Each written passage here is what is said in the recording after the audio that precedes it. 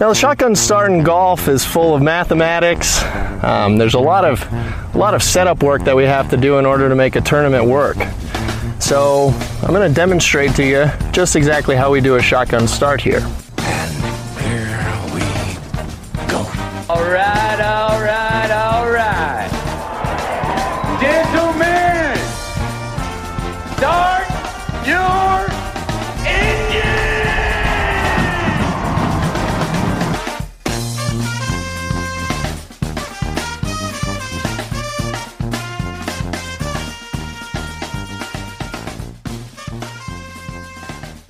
Greetings and welcome to a Wednesday edition of the Shotgun Start. It is April 28th. Andy, how we doing? Brendan, I'm doing all right. I'm kind of in the same state I was on Sunday or Monday.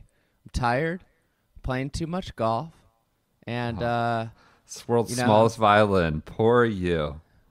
Poor you. Playing too much golf. I'm all over the California coast. You're traveling. Oh, California. Yeah.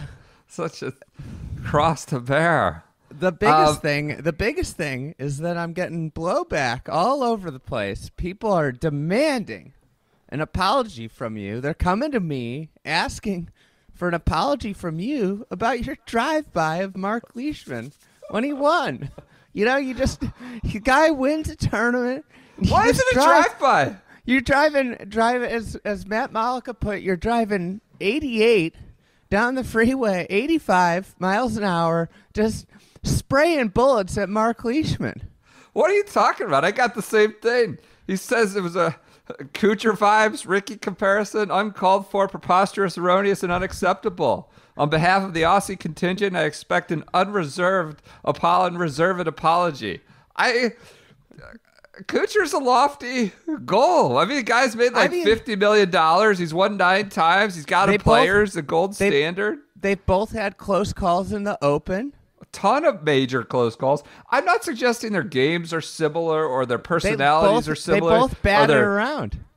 Tipping practices are similar. I'm not suggesting, look, this is not I think it's a pretty high standard of a career resume. I don't know. Batted around. Nobody can see it, but I'm wearing my President's Cup vest.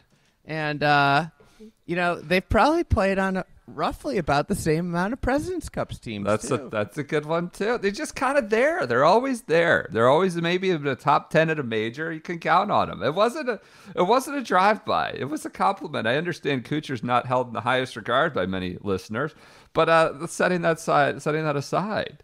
Batted around. My favorite phrase. He bats around. That's pretty good. The PGA Tour, if they had their qualms, I think Matt Kuchar would be a borderline Hall of Famer. Obviously. That's definitely not what qualms means. Definitely not. They had their druthers. That's the word I was looking for. They would make him a Hall of Famer. You're right. Hey, can we go? You want to talk about Kuchar and Leash still, or do you want to move on? I don't care. We could talk about anything you want.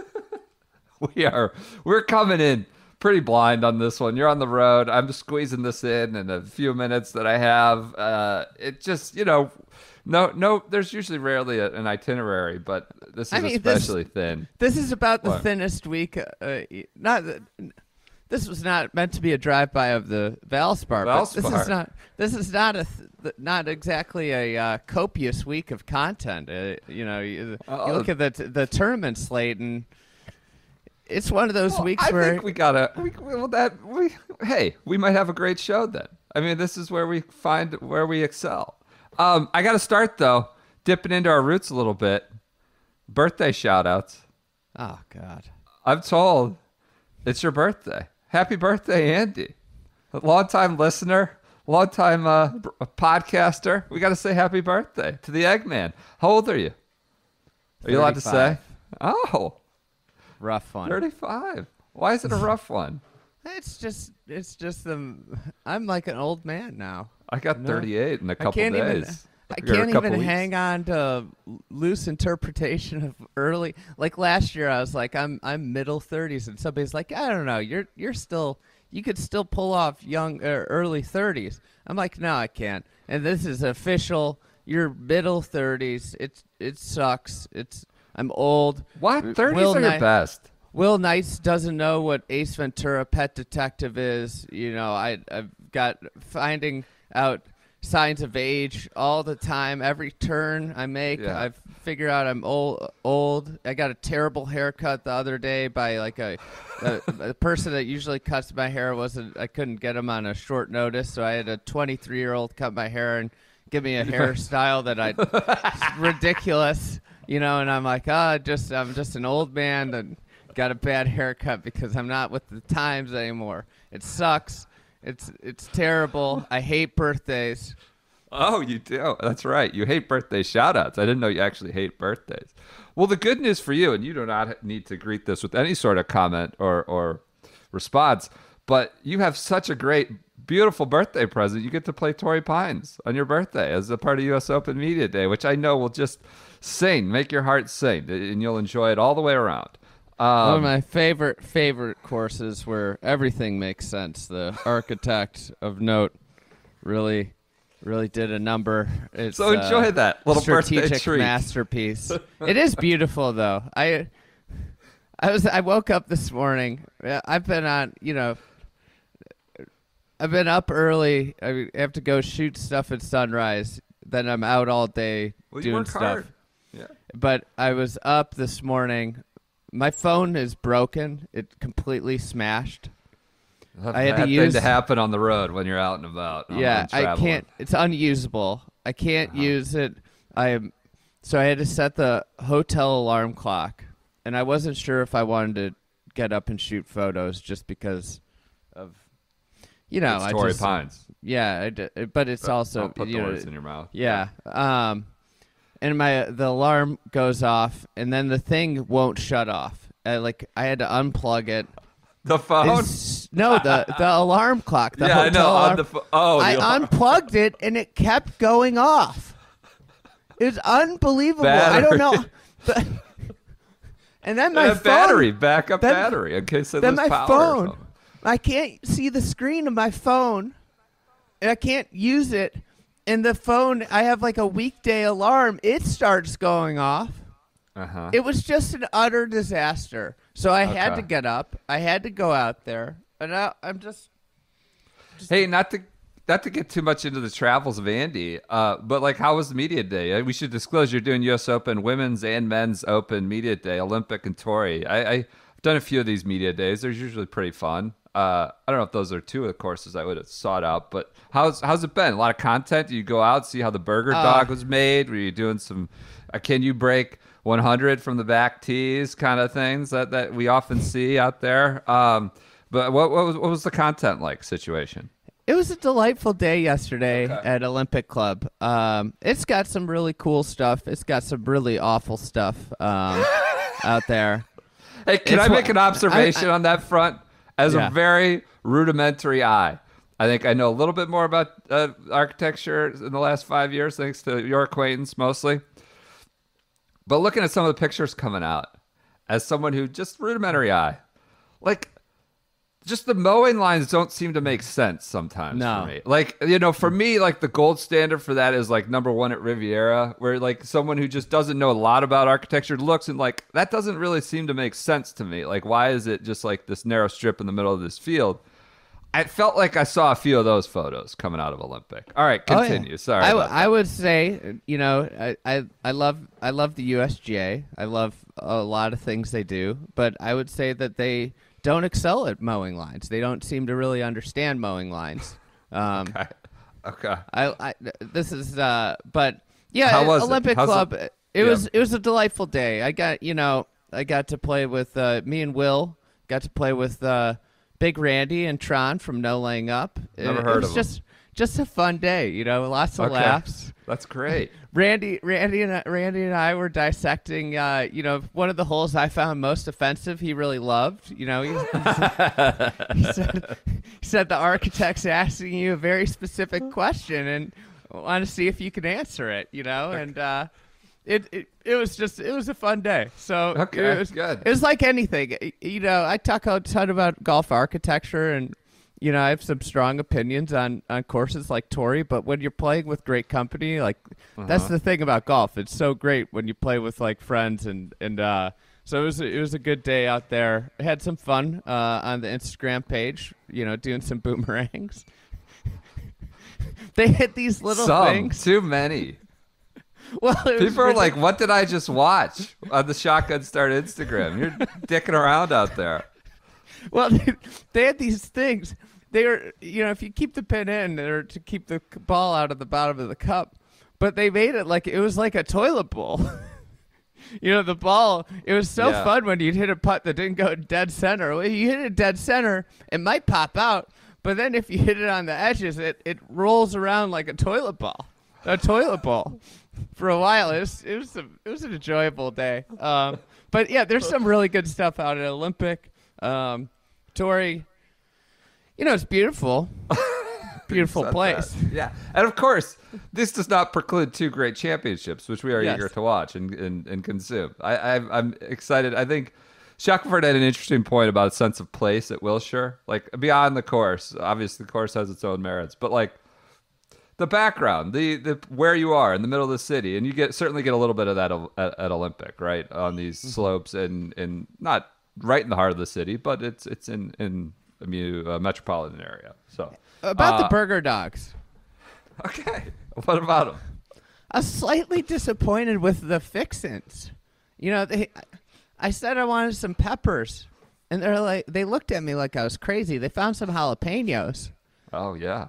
They don't have any avocado. This is I thought it was California. What the hell? Well, the beauty of a burger dog is the vehicle method of the hot dog bun. I believe a burger dog is superior to a cheeseburger because you eat a cheeseburger, all of the toppings are coming out the back and the front. So if you're going to have a topping-laden burger, it's better in the burger dog, and they were very lacking on toppings. They just had your kind of relish, pickles, ketchup, mustard, onions. It's you got to have copious amounts of toppings. I want to have, but I mean the actual burger you got a dog vessel that can was contain delicious. it. Yes, that's the whole benefit of the burger dog is right. And my wife thinks I'm crazy, but I think the burger dog is superior to the burger because of the vessel, the vehicle in which you're consuming it allows for great toppings. How were the jalapenos? And they don't go anywhere. It was good. One bite got me. It was so hot, but outside of that, it was delicious. Last couple of years of my life, I've taken to putting jalapenos on everything. Fresh cut, like they cost nothing, right? I mean, they're like 5 cents. My wife just gets a dozen of it, like dozens of them. I put them on everything. And every time I think I'm feeling good about myself, I might be smart or have the world figured out, I get jalapeno residue in my eyes, like rub my eyes. Like this happens like once a week, once a month. And I realize humbles me really quick that I'm a huge idiot. That's become a regular practice in my life. But I'm glad they worked out on your burger dog. I put them on everything now. All right. Should we move on to our schedule for the week? Schedule for the week. As you said, the much ballyhooed Valspar Championship, you gave that a real good sell at the top. I like the Valspar. The Copperhead, Innisbrook. It's one of its strongest fields ever. I think they have 10 of the top 30 in the world. Let's get to our schedule. PGA Tour Valspar Championship at the Innisbrook Resort, the Copperhead. Look out for the snakes out there, whether they're sentient or otherwise. Par 71, 7,300 yards, designed by Larry Packard in 1974. $6.9 million purse. $6.9 million purse. Your defending champ is Paul Casey from 2 years ago. He's a two-time defending champ. Going for the Triple Crown here in 2021. Nicest guy in golf. Phoniest guy. He beat Louis Oosthuizen and Jason Kokrak 2 years ago. Notables, Casey. Dustin Johnson is playing. Justin Thomas. Phil is playing. Patrick Reed. Victor Hovland. Scotty Scheffler. Turl Hatton. Cameron Don't Call Me Cam Champ. Rory Sabatini is notable. Chase Koepka. John Augenstein. How does he always make it? Whoever writes these loves John Augenstein. Austin Cook. Short boy. Emiliano Grillo. Sam Burns and Ted Potter Jr. is making the trip over from Ocala, and he is notable by this document. All right, that's your regular schedule, 2 to 6 on Thursday, Friday, and you're split with Golf Channel CBS on the weekend. So, anything you want to talk about? Things to watch, or what do you want to do here? I got 3 things to watch, but I was a little disappointed that you didn't preface JT with Thirst Bucket of the Week, Justin Thomas. Recent Thirst Bucket. I did a little cobbling together of some of his thirst attempts. He's lapping up in the dog bowl. TB. That Tom Brady one just executed to perfection. Find my TB12 hat. Oh, it's the only one I found. Tommy comes over the top with them. I'm sure he had trouble finding his Titleist hat laying around. I'm sure he is short on him. People seem to enjoy This Week in Pip, the Thirst Bucket of the Week award. So we might have to keep it up. We might have to keep our eyes out for all this social content out there. Also, as several people noted, maybe less, I don't know, just felt unfortunate, was Tiger's post on his walking boat with his pup. Puppy is catnip. That's kind of a mixed metaphor, but all dog content is sort of pops on social media. Was that a Pip attempt? Tiger and his walking boat. I mean, that would be unfortunate, but I mean, he should just get the Pip #1 every time, right? I don't know if he needs to do much to get the Pip, right? That's true. Man, Neil Lancaster's playing in the PGA, the Club Pro thing. Do you know that? No. He's right in the Zach J. Johnson zone. What a natural segue from Tiger's social media. Neil Lancaster. Sorry, I was just scanning names. But anyways, here are the 3 things for the Valspar. You ready for them? Yeah. It's not your average golf course. Not your average Florida golf course. We got some elevation. We got some, movement in the fairways. So it plays different. It's a decent golf course. It's not terrible, not great. No longer on the Florida swing, which this might have worked out. Did you see this? Should we tell them? The tour is writing articles and trying to pump some notion of the Carolina swing, because there are 4 events in the Carolinas over like a 10-week period, but never consecutively. I mean, I guess what would it be? Harbortown, Kiowa, Congaree, and next week, Charlotte. The Carolinas swing. That's not a swing if they play over 2 months, and it's never consecutively. Anyways, so this is its standalone, no longer part of the Florida swing, the Valspar, but different. I have a question. Why is it always a swing? We've got the West Coast swing, the Florida swing. Can't you use a synonym of swing every once in a while? Change up the wording, stretch, the California oscillation. Okay. Yeah, we could. You could get the California more creative with it. The Carolina seesaw, the Carolina yo-yo. I mean, it doesn't work that way. The 4 events over 10 weeks doesn't make it anything. It's just sort of events in the state over a couple months. So, all right, what else do you have to watch? Second one, best guy in golf, Paul Casey, going for a 3-peat.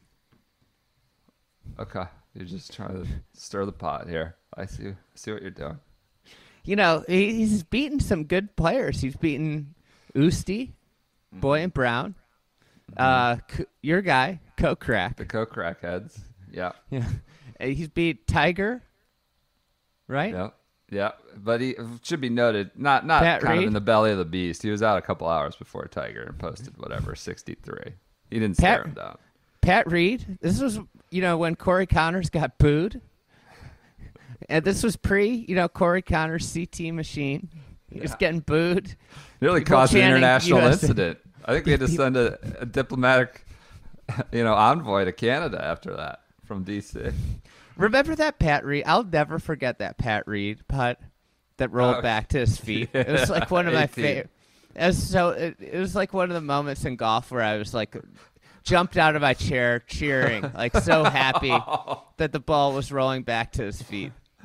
This was also where I think he took up with Ledbetter 2 years ago now. He's got a history here at Valspar, Copperhead. Then my third thing, I can't remember. I had these all planned Great. out in my head. I forgot to write them down. Oh, okay. The alarm clock probably just threw you off. Talking about your alarm clock that wouldn't go off. They do All right. a good job. They do a good job with sponsors exemptions, as noted by John Augustine in the. They always have that college. They have the Valspar Collegiate, right? The player gets in. They always of course, infamously, I think Lee McCoy did well here when he was an amateur. Had to turn down six figures at a top 10 placement, and then kind of bitched and moaned about not getting another exemption a year or two later because of some look local where Lee favoritism. McCoy is these days. Yeah. We have Lee three COVID. Lee McCoy had a real fall from grace. Well, it's not over yet for old Lee. We could see him out there again. You never know. Which transitions nicely to Michael Visacki, I think. Monday qualifier. Hey, he's probably not PIP eligible, but the views racked up on that video are soaring. And I think the larger point here is like this PIP. It's not just social media play. They're just giving money. It's a defense fund, right? They're giving money to guys they don't want to leave, and probably the right guys will end up getting it, the rainmakers. But the process, the metrics of these social is what we're having fun with, and so much of it is going to be inauthentic, like just garbage, schmutz. Gobbledygook.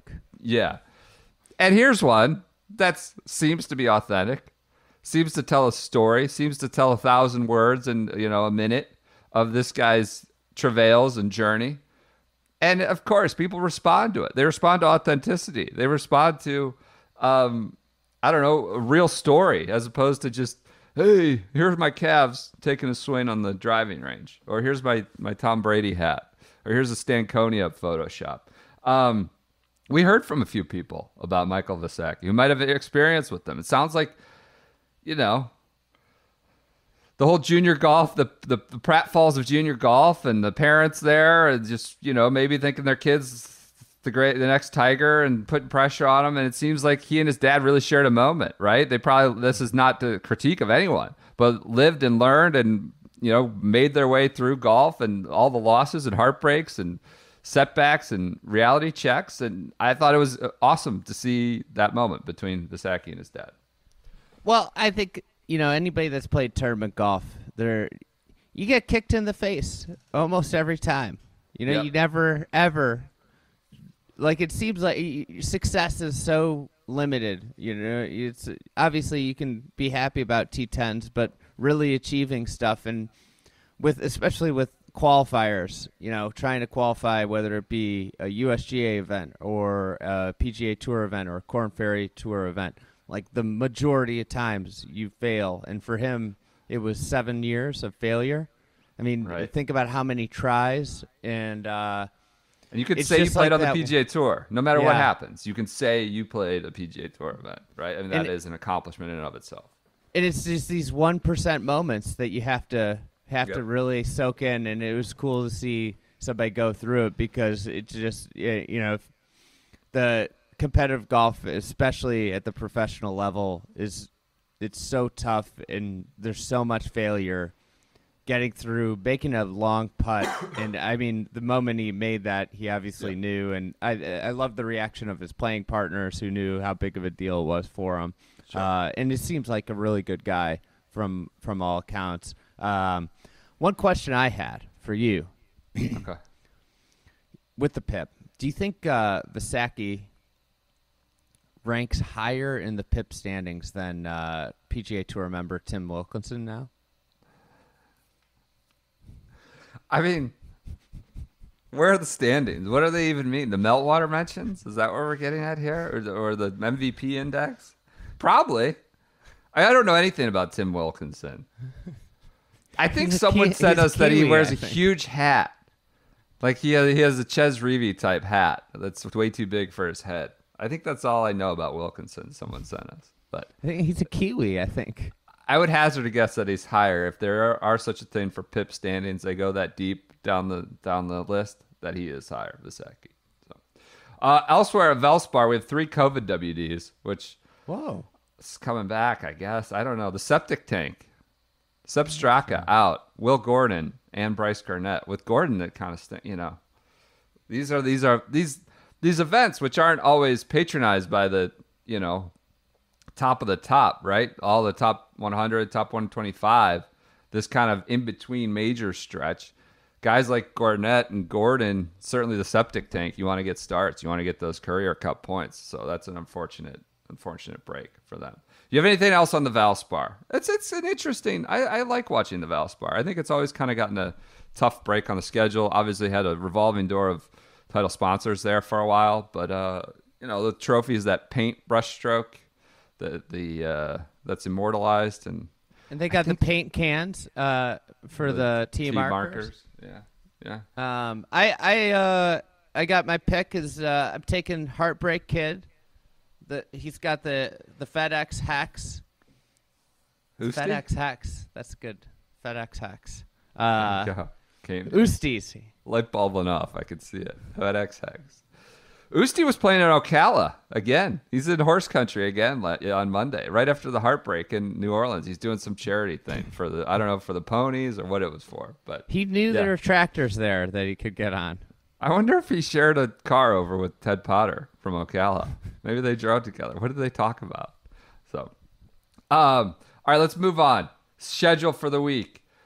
Next, on the LPGA, we have the HSBC Women's World Championship Thursday through Sunday at Sentosa Golf Course or Golf Club in Singapore. This is where it started to go wrong for Jordan Spieth when his agents thought he should go play this event because they had some sort of, commercial interest, obviously, in Sentosa. But par 72, 6,700 yards, redesigned by Andrew Johnston and Matt Swanson in 2016. Don't even say who designed it originally, but that was 2016 redesign. Purse, $1.6 million. Defending champ is Sun Hun Park from 2019. Notables, Sun Hun Park, Lydia Ko, Jin Ko, Inbee Park, Danielle Kane, Shanshan Fen, Minji Lee, Hinako Shibuno, Patty Tavatanakit, Sophia Popov, and Brittany Altamari. It's a notable. That's more. All right. This is Wednesday through Saturday. Last call golf. I don't know what we want to call this. One too many golf. What was the name of that bar in Chicago? Slippery Slope Golf. Slippery Slope. This is 10:30 to 3:30 Eastern overnight from Singapore. So they're hopping across the Pacific from Wilshire to Singapore. That will be your LPGA. Kind of a nice little, I don't know. If you're up in all hours of the night, put that on. On the PGA Tour Champions, we have the Insperity Invitational at the Woodlands. Is that where Reed lives now? Is that the Reed Fortress? I thought he lived in the Woodlands. Maybe not. I think he does live in the Woodlands. Right? Is Blue Jack National in the Woodlands? I don't know. No, that's in Conroe. Okay. All right. Par 72 at the Woodlands CC, 7,100 yards, designed by Robert von Hagge? Robert von Hogg and Bruce Hogg. Devlin in 1978. Purse is $2.25 million. So the Champions Tour is playing for $750,000 more than the LPGA. Defending champ. And the LPGA has to travel to Thailand to play. Singapore. Defending champ is the erstwhile, the anchorman, the erstwhile Scott McCarron. He's in a dark place. Dark place. Won 2019, so 2-year break for that one over Scott Perrell. Notables. I can't wait to read these. I've not checked on. See who we got. Ernie Els, Jim Furyk, Bernard Launer, Retief Goosen, DL3, Mike Weir. These are some great names. Fun to watch. Vijay Singh, John Daly, probably in a cart, I would hazard a guess. Marco Mira, Colin Montgomery, Jose Maria Olatabal, Sandy Lyle, Billy Playfair, Tom Kite, Dickie Pride, Corey Pavin, Woozy, and Wes Short Jr. I see a trend. He just wrote Pavin, Woozy, and Wes Short in a row. I think they're trying to tell us something right there. The gritty little Bruin, little Woozy, Tom Thumb, and Wes Short. Is Wes Short even short? Do we even know that he is? He's a junior too. He's a junior as well. He's 12. So that is Friday, whatever. It's noon to 2 and then 3 to 6 on Golf Channel. Hey, who'd you take for Valspar? Oh, I don't think I listed. Who'd you take again? Usti. Usti. I'm going to take Corey Connors. CT Machine. I knew you were going to take CT Machine. It was him or Kokrak. It was one or the other. I'm going with Corey Connors, which I don't even know who I've taken this year. I got to keep track of that. Check in. Hey, I hope that's not if you've taken Corey Connors, then you get Kokrak. Okay. All right. I like that. All right. On the European Tour, this is the Tenerife Open, Thursday through Sunday. Gulf Costa, I don't know. I can't pronounce. Tenerife, Spain. Par 71, 6,800 yards. Another sub 7,000 yard course, back to back after last week's Island Golf. Designed by Pepe Gancedo in 1998. Purse is 1.5 million euros. It's an inaugural event. Notables: Garrick Higo, Eddie Pepperell, Lucas Beauregard, a.k.a. Joe Namath, Just Luton, Thorbjorn, the Piss Bear, Tom McKibben, who's that's the Northern Irish kid. Like, I think he's from Hollywood, from Rory's place, and they've got, I don't know, hyped a little bit. Tom McKibben, Andrew Johnston, otherwise known as Beef, Ross Fisher, David Horsey. Who are these? Who are they put? Maverick Antcliffe, just a fabulous name. Horsey and Antcliffe. John Catlin. Oh, this is an animal. This is an animal collective. Horsey, Antcliffe, Catlin. Are you noticing this? We've got Equine, Ants, Catlin, Kurt Kitayama, Carlos Pigum. There's all sorts of animals in this field. Carlos Pigum, Renato Parator, and Toby Tree also playing in Tenerife. This is Coffee Golf, 9 to 1:30, 9 to noon. I posted some photos. That is pretty brilliant. Pigs, cats, ants, horses, fish, Ross Fisher, Beef Johnston. Guy went out of his way. Getting creative. I almost wasn't able to decipher that. I'm sure listeners would. I love this person's ability to analyze a field list and really pull the common threads. It's a skill. So, getting some intel from this. I mean, Ben Coley shared a tweet about the last time they played here. It was the lowest 36-hole cut in European Tour history. It was 6 under was the cut. There was one guy had 4 eagles. They've converted a par 5 into a par 4 there. Mikko Ilonen had 4 eagles in a single round. The first round saw 133 players below par, the most in a single day on the European Tour. 137 players were under par at the midpoint. So this could be ripe for I think Higo set the scoring record relative to par last week on Gran Canaria, and it seems like we'll have a little bit more of that. It's got volcanic black sand in some of the bunkers and all around the course. Apparently, in 2003, Seve made birdie off the top of a wall here, which may be our Flashback Friday. I got to look into that. So it's got a little bit. I don't think they've played it there since 2003 when all these records went down. Just expect a lot of birdies, a lot of eagles. Kenneth Ferry, by the way. This could. Oh, Kenneth Ferry from won it last time they won it in 2003. Yeah, Kenny Ferry. 06. Played alongside Phil. Yeah, some of the most hideous attire you'll ever see in the final round of final group. In the mix, just despondent. Yeah. Slamming clubs. Well, Phil tries to steer it home and then blows up on the 18th. So apparently the greens are just ridiculous. I saw European Tour with Sharon's like humps and bumps and steep grades. Dodo Molinari was putting on one. More gutter problems, I guess, streets with the curbs or gutters running down the middle of the third hole. So it said, allegedly, if you play the one gutter, the one road, it could take the ball pin high or off into the Atlantic. Depends. Sounds like a real kind of tipping point there. So I love it. I might actually tune in. Terraced fairways, ridiculous greens, and probably a lot of eagle chances. So that's all I got for schedule for the week. Other events, the Huntsville Championship at the Korn Ferry Tour at the Ledges in Huntsville, Ledges Golf Club. That's all I got. That's can't but watch TV. that. Yeah, we can't watch anything. And we got the PGA. Club Pro. Ongoing. Omar is, Kicking doing ass. Omar things. I want to shout out a friend of the program, friend of the pod, Brad Barrick in 4th place. Brad played at Indiana. Played with many will remember. Boom Baby, Jeff Overton was a teammate of Jeff Overton. Tried to kicked it around the mini tours for a number of years. Now is a teaching pro at Corica Park in California. Cool. His wife has moved out there, and he teaches mostly like really high performance juniors there, and he's playing great. T4.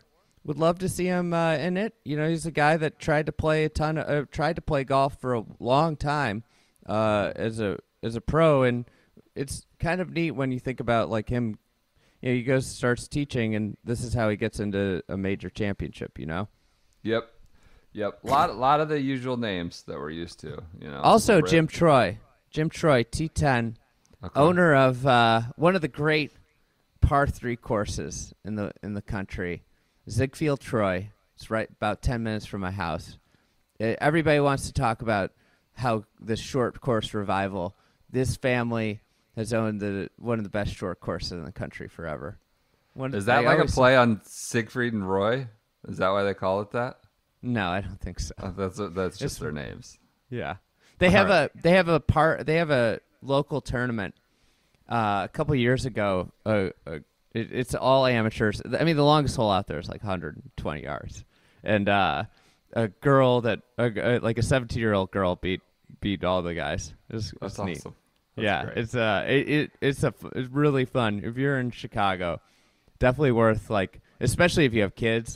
Awesome place. They have some really neat greens out there. You should go check it out. And if you're in Chicago and you have like an hour and a half to kill and you have your clubs, and you're somewhere in the west suburbs, go check it out. Okay. There's a very recommendation for some small corner I think of the it's world like $7. Awesome. Very good. Very good. I mean, the Omar brings a touch of, I don't know, headline making to this event, but I just like to say we've made this comment many times on this podcast. Like the PGA, like the club pros, the guys who are actually in the weeds, the rank and file, not the ones who show up every year at the PGA Championship looking for headlines, not the executive suite. I feel like they might be the most important people in the game in the United States. I think they actually are sort of critical caretakers of whether this makes it or not. Superintendents too. Yeah. All these sort of,